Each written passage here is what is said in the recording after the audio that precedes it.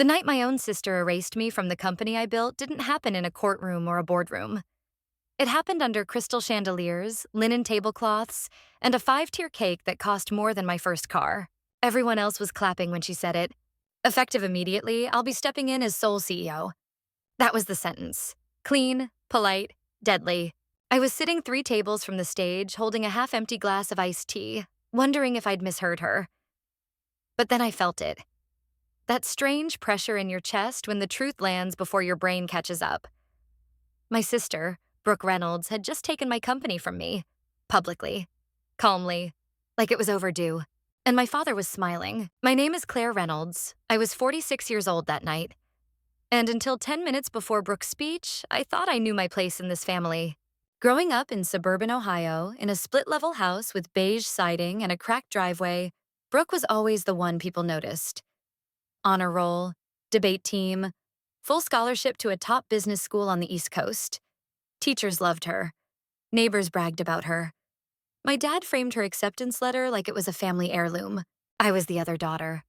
The quiet one. The one who stayed home. While Brooke was flying to Boston and New York, I was commuting 27 miles each way to a local state college, driving a used Honda Civic with 180,000 miles on it.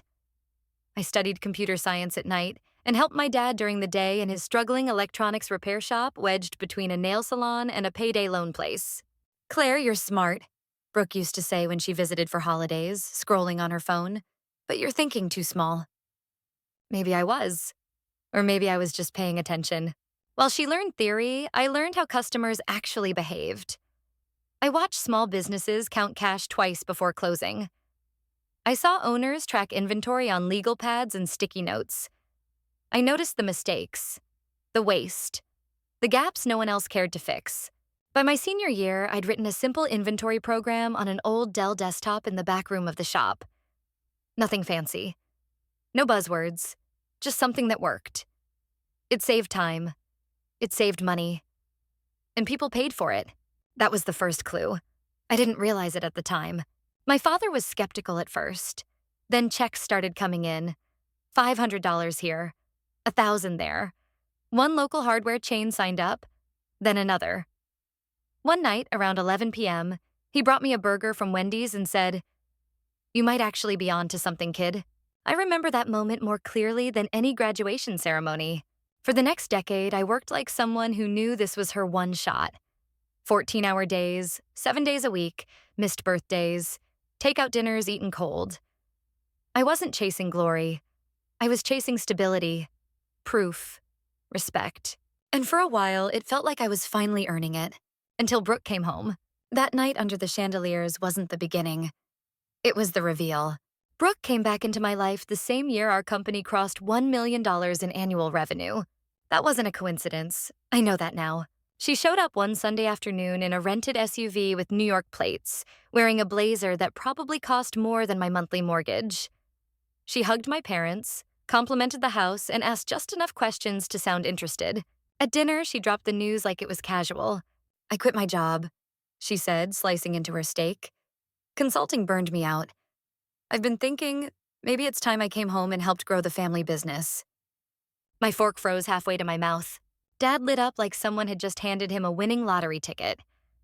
"That's wonderful, sweetheart. You've got real credentials, real experience." I told myself not to react, not to assume. But a familiar knot formed in my stomach. Brooke talked about branding, about image, about investors. She spoke in clean phrases she'd clearly practiced. And people listened, including my father. 2 weeks later, he called me into the office. Same chipped desk, same buzzing fluorescent light overhead.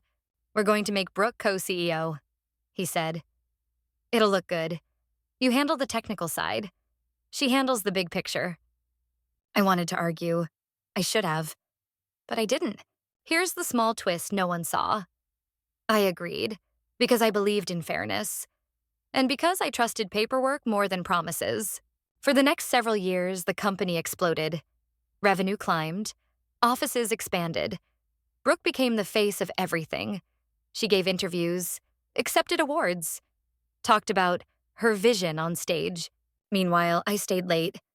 Fixed systems, designed new products, signed contracts, kept everything running. Slowly, quietly, I noticed something else. Meetings I wasn't invited to. Decisions made without me. Emails forwarded after the fact. I told myself it was temporary. Growing pains. But deep down, another truth was forming. Brooke hadn't come back to help. She'd come back to take over. And my father was letting her. The invitation said it was a birthday celebration. But anyone who knew Brooke understood the truth. She never did anything without a secondary purpose. My father's 60th birthday was held at the Harrington Grand, the most expensive hotel downtown. Valet parking only. Marble floors, waiters in pressed black vests carrying silver trays like they were handling museum pieces. The cake alone was rumored to cost over $5,000. Brooke had planned everything. Every detail. Every guest list name carefully chosen. Investors, bank executives, lawyers, people whose approval carried weight. It wasn't a party. It was a stage. I arrived early, like I always did, wearing a simple black dress I'd bought at Macy's years ago. Nothing flashy. Comfortable. Practical. I was there to help, not to perform. The moment Brooke saw me, her smile tightened. "Is that what you're wearing?" she whispered, leaning in like she was doing me a favor. "These people matter, Claire." I ignored her. I always had. I spent the first hour helping staff fix seating issues, greeting longtime clients, answering questions about upcoming software updates. Familiar territory. Safe territory. Brooke, meanwhile, worked the room like a politician. Perfect posture, perfect laugh. She shook hands, made eye contact, dropped buzzwords effortlessly. By the time dinner was served, I felt tired, but relieved. Maybe it really was just a party. Then she tapped her glass. The sound cut through the room instantly. "I just want to say a few words," Brooke said, stepping up to the small stage beside the cake. Applause followed. Of course it did. She smiled at Dad, spoke about legacy, about family, about how far we've come. I relaxed slightly. Then she changed her tone. "As we celebrate tonight," she continued, "I think it's also the perfect moment to talk about the future." My chest tightened. She talked about growth, about alignment, about the need for clear leadership in a fast-moving market. She used phrases like streamlining and modernization. Then she looked directly at me. "For too long," she said, "we've been held back by outdated thinking." The room went quiet. "The board has agreed," she continued smoothly, "that effective immediately, I'll be stepping in as sole CEO. The silence that followed wasn't empty. It was heavy. People turned in their chairs. Heads pivoted. Eyes landed on me. I didn't move. Brooke kept going. "Some people are invaluable in technical roles," she said, her voice coated in sympathy. "But leadership requires vision, business education, a certain adaptability." She paused. "Claire has done a serviceable job maintaining legacy systems, but the truth is, the company has outgrown her." There it was. The humiliation wasn't loud. It wasn't dramatic. It was surgical. I looked at my father. He nodded. Not once, not hesitantly. He nodded like this all made sense. My mother stared at her hands. Something inside me cracked. Not loudly, not visibly, but completely. Brooke finished her speech to applause. Real applause. Polite applause. Applause from people who didn't know the cost. I stood slowly. Chairs scraped.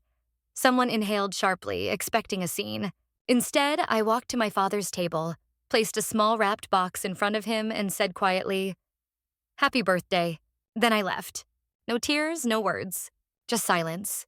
That night, I sat alone in my home office.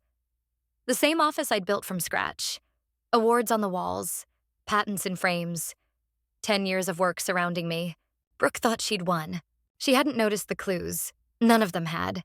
I opened my laptop at 2:47 a.m. and began sending emails. By sunrise, the trap was set. I arrived at the office before anyone else the next morning. The building was quiet. Too quiet. At exactly 9 o'clock, Brooke walked in with Dad beside her, both smiling like people who believed the hard part was over. "What are you doing here?" she asked, irritation leaking through her voice. "After last night, I assumed—" "I'm just finishing up," I said calmly. Dad stepped forward. "There's nothing to finish. Brooke's in charge now." I nodded. "Let's talk about that." I connected my tablet to the conference room screen. The first document appeared. Stock ownership. When we incorporated 10 years ago, I said, you gave Brooke and me 25% each. You kept 50. Dad nodded slowly. 3 years ago, I continued, when we needed expansion capital, you sold me 6% of your shares. The color drained from his face. You were in a hurry, I added. You signed without reading. Brooke stared at the screen. That's not possible. I tapped again. The next document appeared. Intellectual property ownership. The software that generates 80% of company revenue, I said, is owned by my separate company. Not this one. Dad sank into a chair. The licensing agreement expired this morning. Silence. Then emails flooded the screen. Client notices, terminations, loyalty clauses triggered. Brooke grabbed her phone. Her hands shook. You can't do this, she whispered. I already did, I replied. I laid out the options. Walk away with nothing, or step aside quietly. The clock ticked. By noon, the decision was made. The office was mine. But victory didn't feel loud. It felt heavy. Family ties lay in ruins. Respect replaced affection. That evening, my mother visited. She cried softly. Did it have to be this way? She asked. I looked at her and said the only honest thing. They gave me no choice. 1 year later, the company tripled in value. Brooke took a job elsewhere. Dad retired. We see each other on holidays now. Polite, distant. Sometimes I still think about that night under the chandeliers. Not with anger, with clarity. Because here's the truth they learned too late. You can ignore the quiet one for years. But when they stop staying quiet, everything changes. A year later, I was sitting alone in my office, looking out over the city as traffic crawled along the interstate below. Same skyline, same buildings. But everything else was different. The company was stronger than it had ever been. Profitable, stable, respected. And yet, something was missing. Family dinners were quieter now. Holidays shorter. Conversations careful. Like everyone was afraid of touching an old bruise. Brooke never apologized. My father never explained. And maybe that was the final lesson. Success didn't fix the damage, but it did clarify the truth. I learned that loyalty without boundaries becomes permission. That silence can look like weakness to people who mistake noise for strength. And that fairness only works when everyone plays by the same rules.